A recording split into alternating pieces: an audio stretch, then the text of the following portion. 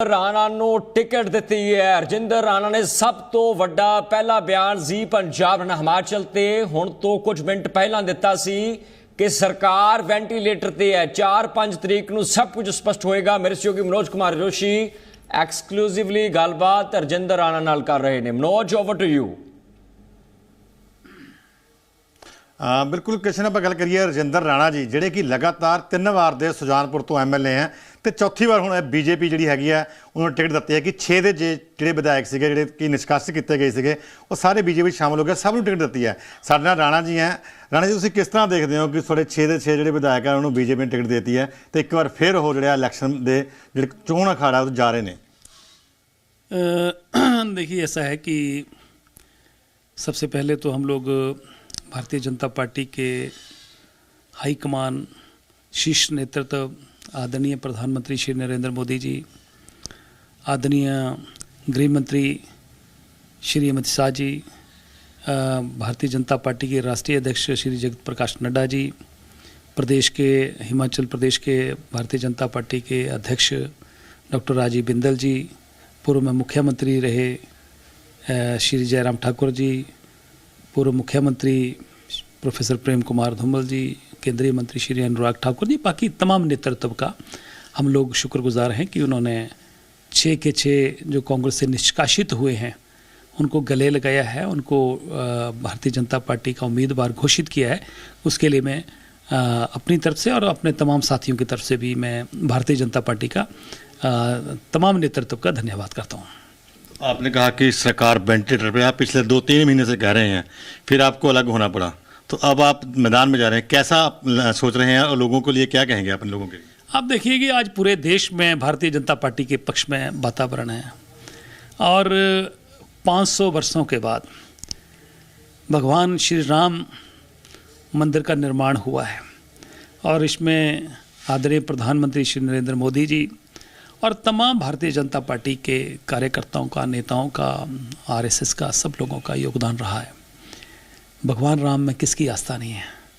और जिस तरीके से आज पूरा देश भारतीय जनता पार्टी और आदरणीय प्रधानमंत्री श्री नरेंद्र मोदी जी की अगुवाई में आगे बढ़ रहा है, हिमाचल प्रदेश में जब से सरकार बनी है और जो गारंटियाँ, झूठी गारंटियाँ कांग्रेस पार्टी ने दी, हम भी उसमें थे और जब लोगों के बीच में जाते थे लोग हम लोगों को पूछते थे कि आपने गारंटियाँ दी हैं, उनका क्या हुआ?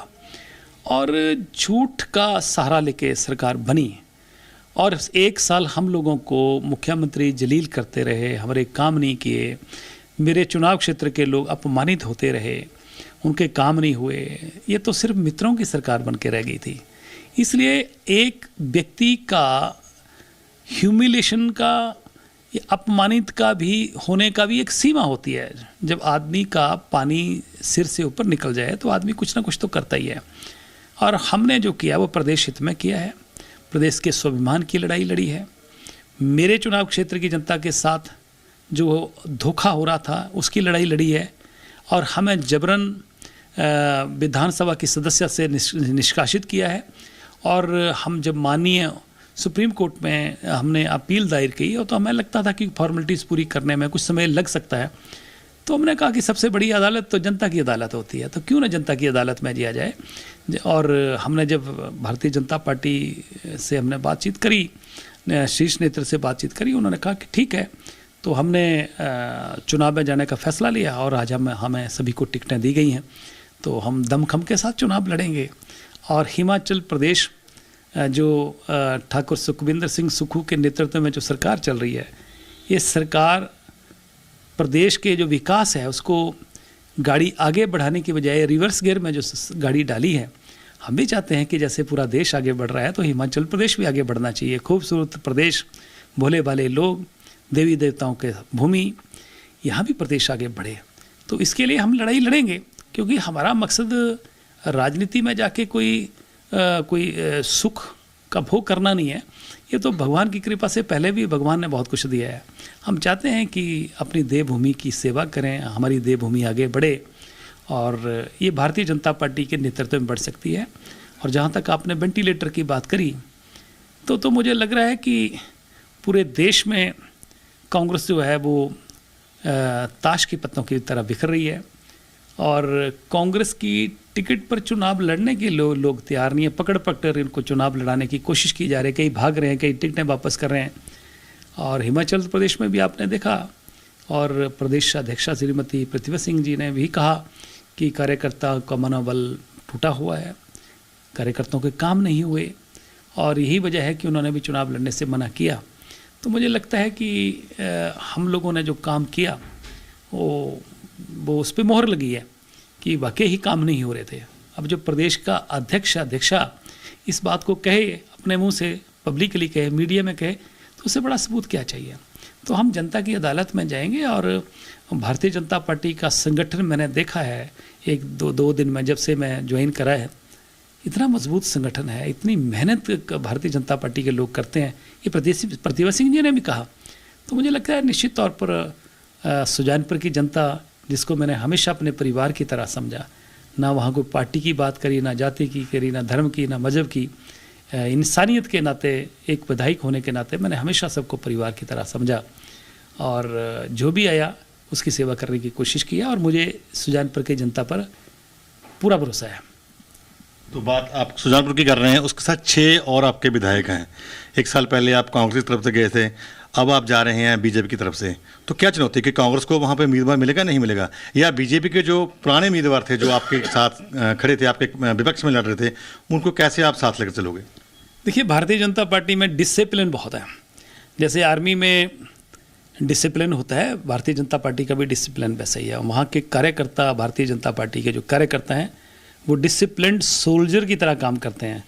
और कांग्रेस में मैंने देखा कि डिसिप्लिन नाम का शब्द ही नहीं है वहाँ पर। तो इसलिए कैंडिडेट किसको बनाएंगे, कैंडिडेट मिलेगा नहीं मिलेगा, क्या करेंगे, ये कांग्रेस की सिरदर्दी है। हमें टिकट मिल गई है और हम पार्टी के शुक्रगुजार हैं। हम सीधे 28 तारीख से चुनाव मैदान में जा रहे हैं। नहीं, मेरा सवाल इसलिए था क्योंकि आप सभी 6 के 6 अपने अपने विधानसभा क्षेत्र में कद्दावर लीडर थे और आप जीत कर आए थे। निश्चित तौर पर मुझे लग रहा है कि 6 उपचुनाव ये, और हिमाचल के चारों पार्लियामेंट भारी मतों से जनता जताने वाली है। जनता चाहती है कि हिमाचल प्रदेश में फिर से भारतीय जनता पार्टी का शासन आए, डबल इंजन की सरकार बने, और प्रदेश की जो भी काम है वो केंद्र सरकार के सहयोग से आगे बढ़े। और जितना नुकसान 15 महीने में पिछले हुआ है, प्रदेश के माननीय मुख्यमंत्री लगातार यही रोना रोते हैं कि जी खजाना खाली है, पैसा नहीं है। अगर पैसा नहीं है तो कैसे सरकार चलेगी? इसलिए मुझे लग रहा है कि ऐसा रोना नहीं चाहिए। कोई भी आदमी, बहुत सारे ऐसे विधायक मरे हैं कि 1 लाख रुपये तक की स्कीमें लेके गए कि उनको 1 लाख रुपये तक नहीं मिला। तो इसलिए जनता समझती है, जनता सब समझ रही है, और हम सब लोगों ने मिलकर जो प्रयास किया है, जो काम किया है, वो प्रदेश हित में किया है। प्रदेश के स्वाभिमान की लड़ाई लड़ी है। प्रदेश में मैंने आज भी कहीं कहा कि क्या भारतीय जनता पार्टी के क्या कांग्रेस के पास कोई भी एक ऐसा व्यक्ति नहीं था कि जो हिमाचल प्रदेश का होता, जिसने कांग्रेस के लिए काम किया होता, कि वो राज्यसभा में जा सकता था। तो छोटा प्रदेश है, 3 सीटें हैं, तो स्वाभाविक है। तो और वो व्यक्ति कांग्रेस की तरफ से उतारा गया जो हमेशा हिमाचल प्रदेश सरकार जो के बेनिफिट के जो केसेस होते हैं, मतलब जो प्रदेश हित में केसेस लगते हैं, उनके खिलाफ वो लड़ते हैं। तो जो प्रदेश सरकार के खिलाफ हमेशा लड़ते रहते हैं और वो प्रदेश सरकार के खिलाफ जीतते हैं, तो ऐसे व्यक्ति को राज्यसभा का सांसद बना के वो हिमाचल प्रदेश के हितों की पैरवी कैसे करेंगे? तो हिमाचल का आदमी होता कोई तो स्वाभाविक है कि वो प्रदेश के हित की बात करता। बड़े राज्य हों, यूपी जैसे राज्य हों, मध्य प्रदेश जैसे राज्य हों, गुजरात जैसे राज्य हों, जहाँ बहुत सारी सीटें राज्यसभा में होती हैं, तो वहाँ हो जाता है। तो परंतु यहाँ छोटे से प्रदेश में लोगों की भावनाएं भी जुड़ी होती हैं। तो बहुत सारी इश्यूज़ हैं, और हम चाहते हैं कि, और प्रदेश की जनता की भी नब्ज़ हम टटोल रहे हैं। जिस तरीके से फ़ोन आ रहे हैं, प्रदेश की जनता भी चाहती है कि जो वेंटिलेटर पर सरकार है, अब इसका जो है वो काम हो जाए तो अच्छा है। और निश्चित तौर पर ये सरकार जो है 10 जून से पहले जाने वाली है। इसमें एक बात, सबसे बड़ी बात आ रही है कि जो सरकार वहाँ पे आपकी सुक्खू जी की है, तो पता चला कुछ लोगों पे FIR दर्ज हुई है, प्रेशर बनाने की कोशिश की जाएगी, परेशान करने की कोशिश, क्योंकि सरकार तो है ही है। देखिए, हिमाचल प्रदेश में ऐसी बातें होती नहीं थी। हमने सरकार के खिलाफ मोर्चा खोला। हमें लगा कि ये प्रदेश हित में काम नहीं हो रहे हैं, हमारे चुनाव क्षेत्रों के काम नहीं हो रहे हैं, हमें अपमानित किया जा रहा है। और जब हमने राज्यसभा में वोट अपनी चॉइस से डाला, वो आपका अधिकार है, कहीं भी कॉन्स्टिट्यूशन में ऐसा कोई सिस्टम नहीं है, कोई ऐसा प्रावधान नहीं है कि आपको राज्यसभा का वोट जिस पार्टी से संबंध रखते हैं उसी को, जो आपको कैंडिडेट पसंद है उसको डाल सकते हैं, इसमें कोई वायलेशन नहीं है। परंतु उसके बावजूद जिस तरीके से मुख्यमंत्री जी ने हमारे सब विधायक साथियों के कारोबारों पर रेड्स करी, उनके कारोबार बंद करवाए गए, किसी के स्टोन क्रशर थे, कईयों के और काम थे, और इसके अलावा एफआईआर, झूठी एफआईआर्स दर्ज की गई और हमारे ऊपर झूठे बेबुनियाद आरोप लगाए। कभी वो बोलते हैं कि ये काले नाग हैं, कभी बोलते हैं कि धन बल से बिक गए। तो हमने कहा कि धन बल से बिके हैं तो आपके पास कोई ऐसे सबूत हैं, आपके पास कोई ऐसा बात है तो आप पेश करें, अन्यथा हम लोग तो मुख्यमंत्री के खिलाफ जो है मानहानि का मुकदमा तैयार कर रहे हैं और हमारे जल्दी ही हमारे वकील इनको नोटिस करने वाले हैं। तो जैसे हम विधानसभा की बात कर रहे हैं, पूरी विधानसभा में अगर आप 6 जीत कराते हैं, 3 आज़ाद भी बीजेपी में हो गए हैं, तो उसका जो आंकड़ा गणित है वो कैसे बदल जाएगा? क्या वेंटिलेटर से सरकार हटेगी? अभी तो अगर ये 9 के 9 लोग जीत के आते हैं, 6 लोग जीत के आते हैं और 3 इंडिपेंडेंट जो हैं, तो 34-34 का आंकड़ा होगा। परंतु मैं आपको बता दूं कि जिस तरीके से हमारा दम वहाँ घुट रहा था, उसी तरीके से हमारे कई विधायक साथी ऐसे हैं जो कि उनका दम घुट चुका है और वहाँ से निकलना चाहते हैं। मुख्यमंत्री कहते हैं कि 34 मेरे पास पक्के हैं और एकजुट हैं। मैंने कहा तो मुख्यमंत्री तो ये भी कहते थे कि मेरे 43 एकजुट हैं और राज्यसभा में 43 की 43 वोटें पड़ेंगी। और इतना ही मुख्यमंत्री को ओवर कॉन्फिडेंस और विश्वास है, तो कुछ विधायकों के ऊपर इतनी ज़्यादा जेड सिक्योरिटी लगा दी है कि वो कहीं भी जाएँ तो बाथरूम में भी जाएँ तो सिक्योरिटी वाले बाहर खड़े हो जाते हैं। तो ये सब चीज़ें प्रदेश की जनता समझ रही है। परंतु ये जैसे ही इलेक्शन मेरे ख्याल बीच में भी कुछ हो सकता है, परंतु ये सरकार चलने वाली नहीं है। मैंने पहले ही बोल दिया कि वेंटिलेटर पे है, ये सरकार जाएगी और ये प्रदेश हित में होगा।